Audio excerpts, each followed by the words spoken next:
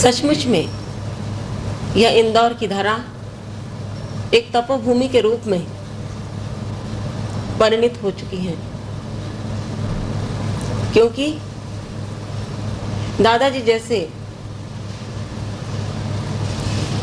महान तपस्वी सिद्ध गुरु का संस्पर्श इस भूमि को प्राप्त हो रहा है। पौंडीचेरी की भूमि भी तपोभूमि है, क्योंकि श्री मां और श्री अरविंद की चेतना का, उनके देह का संस्पर्श उस भूमि को प्राप्त हुआ।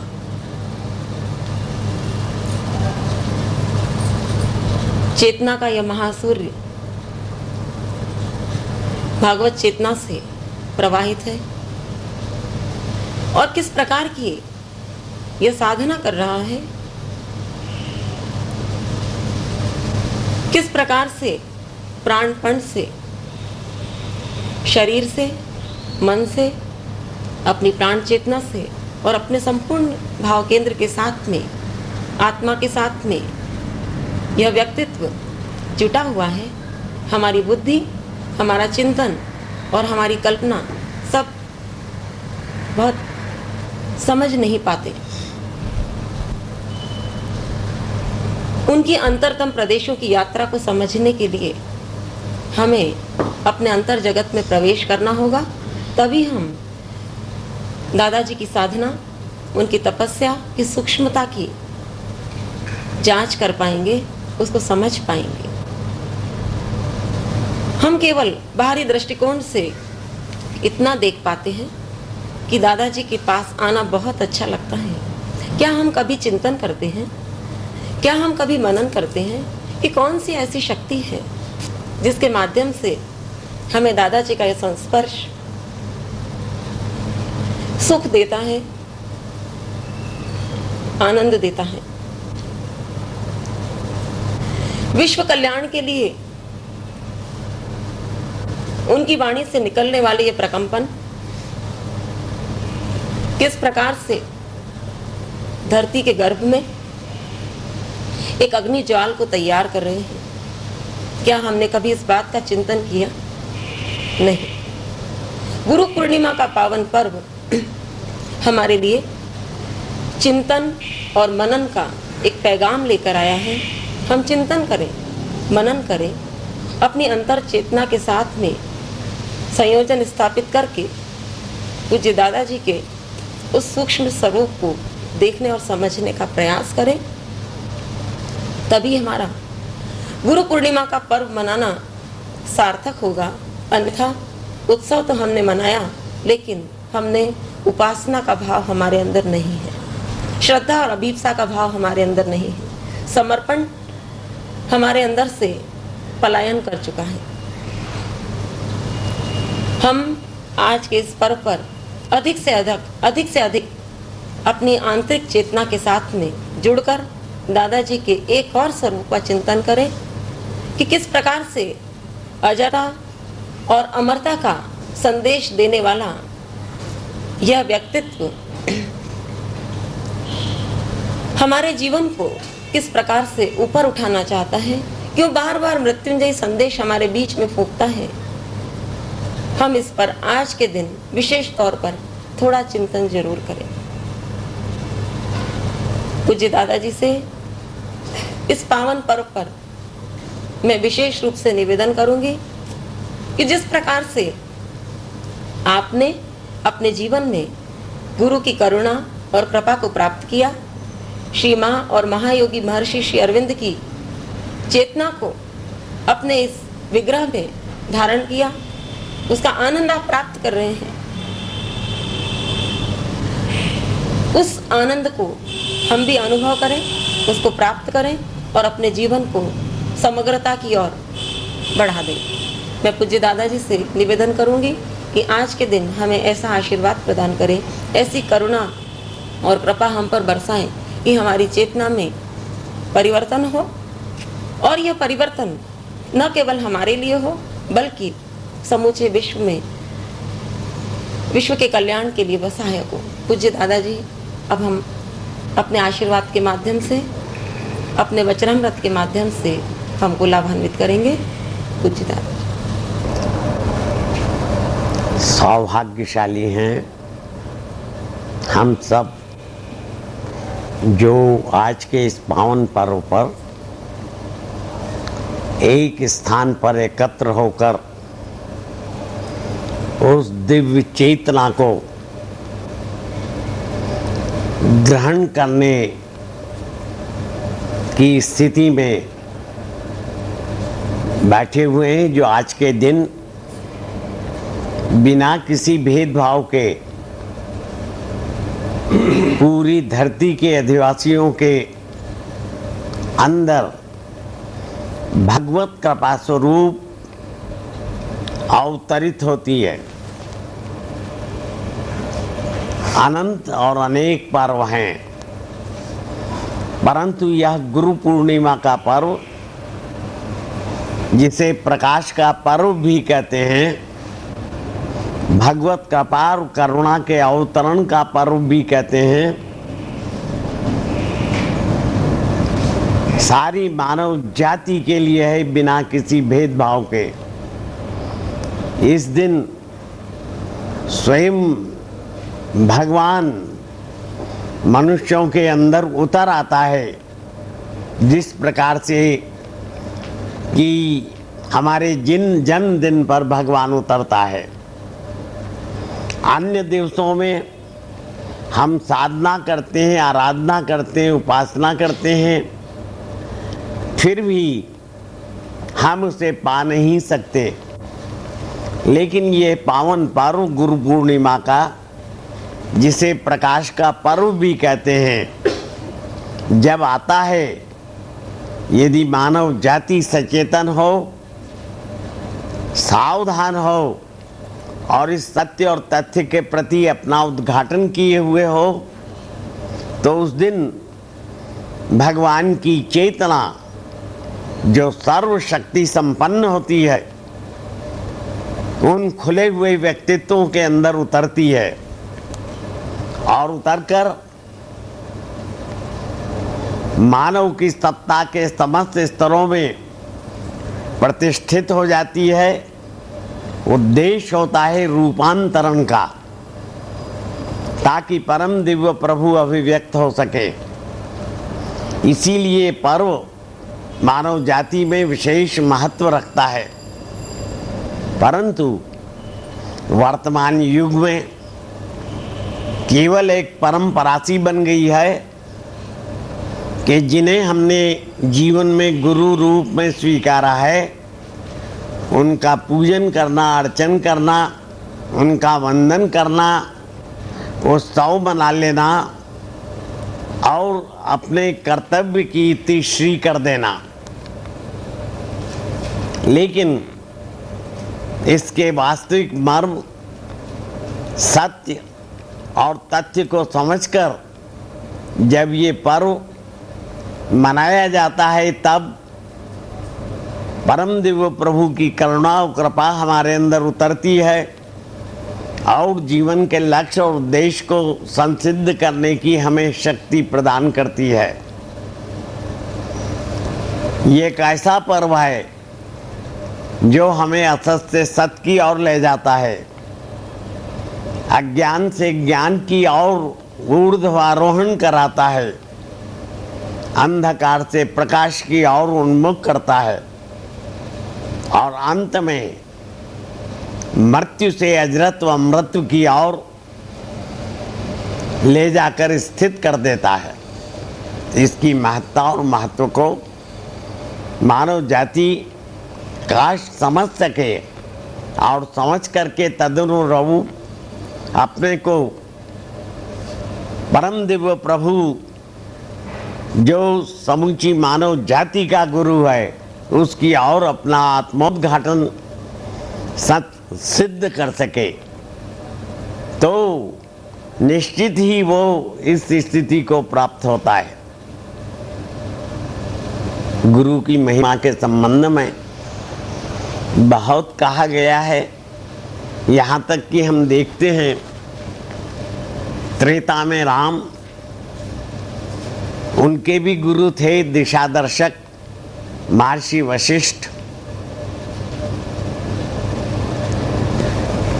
भगवान कृष्ण के भी गुरु थे, जो अपने यहाँ इंदौर नगरी से बहुत दूर नहीं, अवंतिका में, उज्जैन में, आप सब जानते हैं महर्षि सांदीपनि,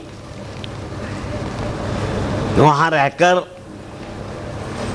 कृष्ण ने, बलराम ने सभी प्रकार की कलाओं का ज्ञान प्राप्त किया था। वर्तमान युग में हम देखते हैं महाराज शिवाजी ने समर्थ राम को गुरु बनाया था। गुरु बनाने की प्रथा हर युग में रही है और अवतारी शक्तियों को भी दिशा दर्शन के लिए, शक्ति संपन्न बन के लिए गुरु की शरण में जाना पड़ा है। परंतु गुरु सामान्य व्यक्तित्व नहीं, गुरु के अंदर भागवत चैतना का अवतरण और उसकी प्रतिष्ठा और उसका सर्वशक्ति संपन्न होना अत्यावश्यक है, अनिवार्य है। ऐसा गुरु ही मानव को दिशा दर्शन दे सकता है। दिशा दर्शन ऐसा सिद्ध गुरु यही नहीं देता, जीवन त्याग के बाद भी जब यात्री आत्मा को, क्योंकि जीवन त्याग के बाद में प्रत्येक जीवन की दो प्रकार की गति होती है, दो काल आते हैं, एक यात्रा का काल, दूसरा विश्रांति का काल।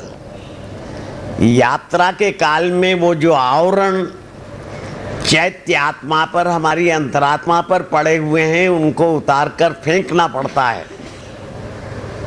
जब तक ये आवरण नहीं उतर जाते तब तक यात्रा प्रारंभ की बड़ी भयावह होती है।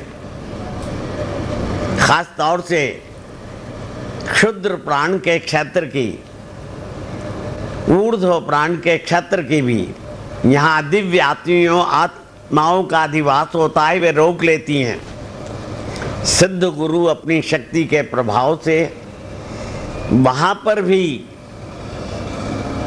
आगे पीछे दाएं बाएं ऊपर नीचे अपनी शक्ति के प्रभाव से अपने परम प्रिय शिष्य के संरक्षण हेतु ऐसी अग्नि ज्वाल उत्पन्न कर देता है जिसमें प्रज्वलित होने लगती है ये दिव्य आत्माएं और पलायन कर जाती है और यात्री आत्मा के लिए मार्ग प्रशस्त हो जाता है।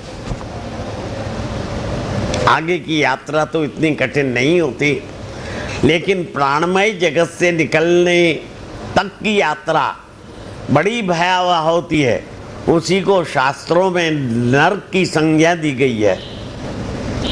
लेकिन मनोमय कोश के उतर जाने पर, पहले प्राणमय कोश उतरता है, फिर मनोमय कोश, वो फिर तो ये अंतरात्मा चैत्य लोक में अपने कर्मों को लेकर चला जाता है, वहाँ पाचन करता है, वहाँ रहता है, फिर दूसरे जन्म की तैयारी करता है।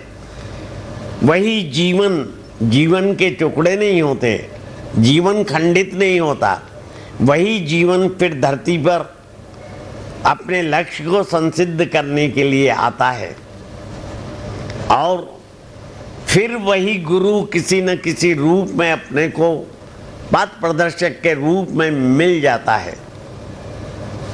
एक गुरु की महिमा है जो केवल यही पथ प्रदर्शित नहीं करता, वरन देह त्याग के बाद में भी भयावह यात्रा के समय हमें संरक्षण प्रदान करता है। आप सोच सकते हैं कि कैसा समर्थ गुरु चाहिए जिसे इस लोक का उस लोक का पूरा ज्ञान हो, जो समर्थ हो और जिसके पास में चरम परम सिद्धियां हो। सिद्धियां दिखावे के लिए नहीं, प्रभाव डालने के लिए नहीं, अपितु अपने शरण में आए हुए शिष्यों की सहायता करने के लिए। इसीलिए अपने भारतवर्ष में ये प्रथा है, एक दूसरे से पूछते हैं कि तुमने गुरु बनाया कि नहीं बनाया। उसका उद्देश्य केवल यही है, इसके अतिरिक्त और कोई दूसरा नहीं है। तो गुरु की आवश्यकता प्रत्येक मनुष्य को होती है, परंतु यह भी सत्य है कि गुरु बनाया नहीं जाता। हम क्या समझेंगे, किसको गुरु बनाएं? हमारी स्थिति बहुत ही निम्न कोटि की होती है। इस निम्न कोटि की स्थिति में हमारे पास में पहचान नहीं होती, अतएव गुरु को बनाना हमारे लिए संभव नहीं है, गुरु बनकर आता है। मुझे कहने में हिचक नहीं होनी चाहिए कि मनुष्य की अभिप्सा के परिणाम स्वरूप स्वयं भगवान गुरु बनकर हमारे निकट आ जाता है, हमें दिशा दर्शन देता है, अगर हमारी अभिप्सा में, श्रद्धा में, निष्ठा में सच्चाई हो। मैं अपने कुमारावस्था की बात कहूं, 12 वर्ष की अवस्था की होगी। आदत थी शेख चिल्ली जैसे अपने आप बातचीत करने की।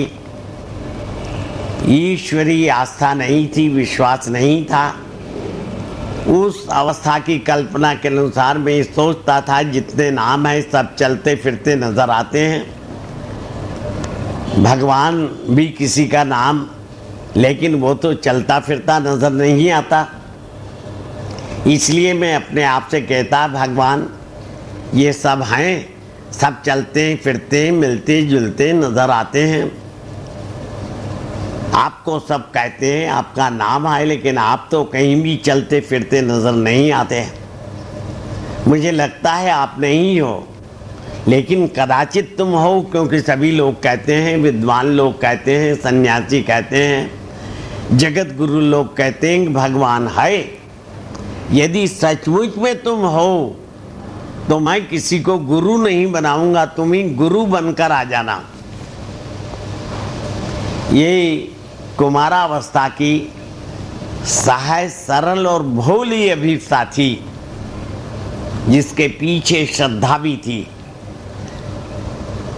अवश्य स्थूल दृष्टि से नास्तिक भाव था, भगवान के अस्तित्व को नहीं मानने का, लेकिन इस आस्तिक भाव के पीछे भी, नास्तिक भाव के पीछे भी आस्तिक भाव था। परिणाम स्वरूप जब मैं 33 वर्ष का हुआ, 21 वर्ष बाद सचमुच में भगवान चलता चलता घर पर ही आ गया, और पूरे 35 वर्ष तक, जब तक कार्य पूरा नहीं हो गया, बराबर साथ रहा। और जब मैं अपने कर्मस्थली ब्यावरा से चलकर इंदौर आ गया, तो वे भी देह त्याग के पूर्व यहाँ इंदौर पधार आए और शेष कार्य जो उन्हें करना था वो पूरा किया। मित्रों, इस तरह से गुरु बनाया नहीं जाता, गुरु स्वयं भगवान होता है। यदि हम में श्रद्धा हो, अभिप्सा हो, तो श्रद्धा अभिप्सा के परिणाम स्वरूप स्वयं भगवान गुरु बनकर अपने निकट आ जाता है, उपयुक्त ज्ञान देता है,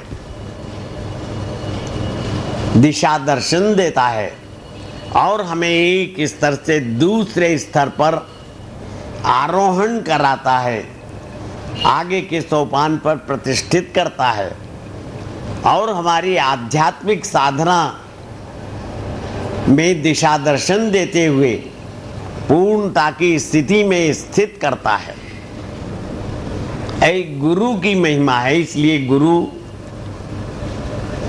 मानव जीवन में प्रत्येक के लिए आवश्यक और अनिवार्य है, लेकिन यह भी सच है कि हम अपने स्तरानुसार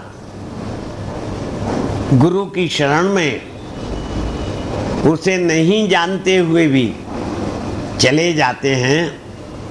अब वहाँ से हमें कितना दिशा दर्शन मिलता है, कितना हमारा मंगल होता है आध्यात्मिक दृष्टि से, बता पाना मुश्किल है। युग युग में स्वयं भगवान गुरु बनकर धरती पर अवतरित होते हैं और मानव जाति को दिशा दर्शन देते हैं।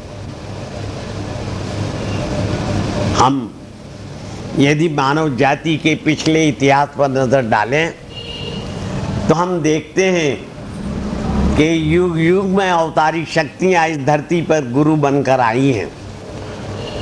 आने की आवश्यकता इसलिए पड़ी है कि धर्म संस्थापकों ने, विभिन्न धर्मों ने मानव जाति का मंगल साधित नहीं किया है, केवल मानव जाति को परंपराओं से आबद्ध किया है, अवश्य नैतिकता प्रदान की है, धार्मिक जीवन अवश्य किन्हीं किन्हीं को किसी ऊंचाई पर प्रतिष्ठित कर सका है, परंतु समूची मानव जाति का वो मंगल साधित नहीं कर सका है।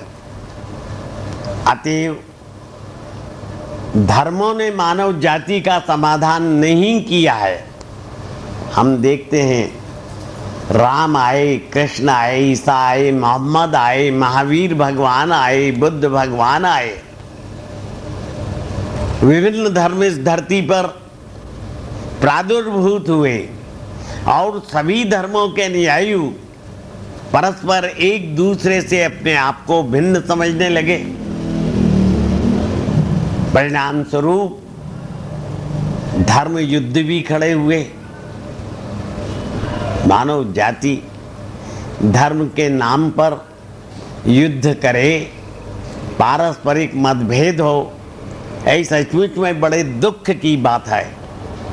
तो धर्मों ने मानव जाति का समाधान नहीं किया और अंत में ये कहना अत्युक्ति नहीं होगी कि भगवान रामकृष्ण परमहंस देव के प्रादुर्भाव के साथ ही जो ही उन्होंने समस्त धर्मों का साक्षात्कार किया, साधना करके एक ही स्थिति में पहुंचे और उद्घोषणा की कि सभी धर्म एक हैं।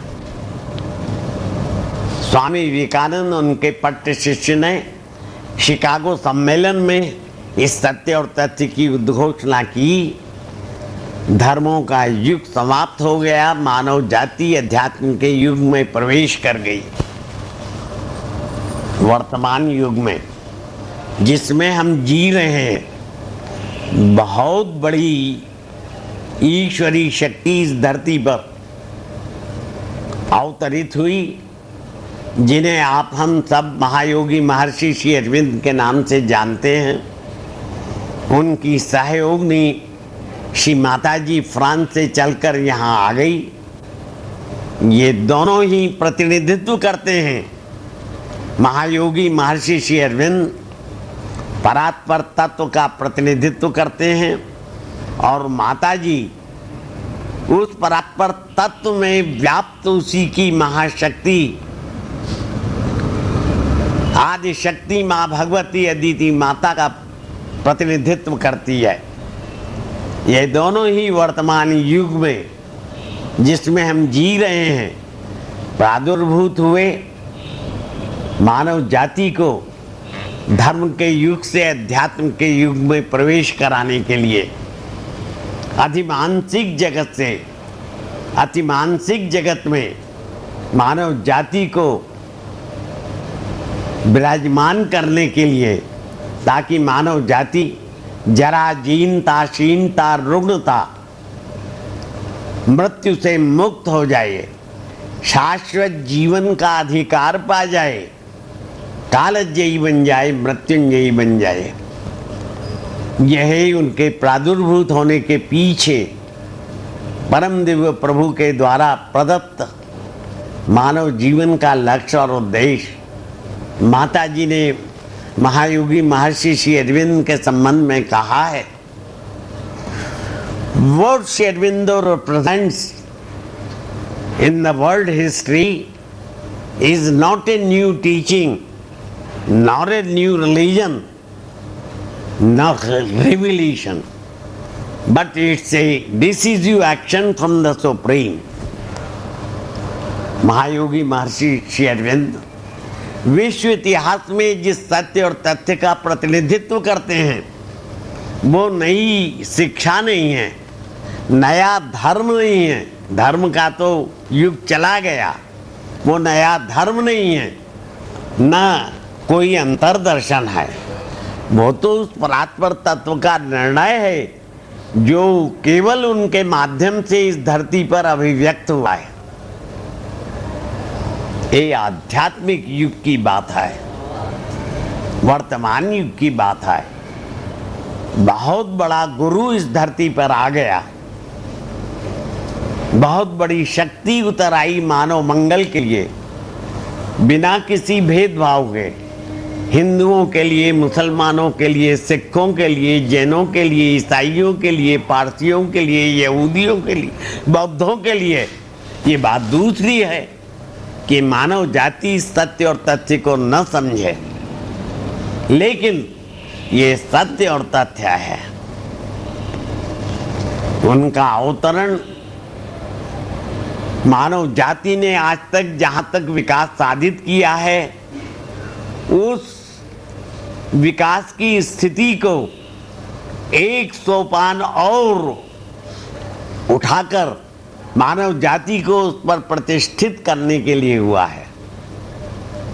अनंत युगों से मानव जाति रोग से, शोक से, संत्रास से, संताप से, जरा से, जीनता से, क्षीणता से, रुग्णता से और मृत्यु से ग्रसित रही है।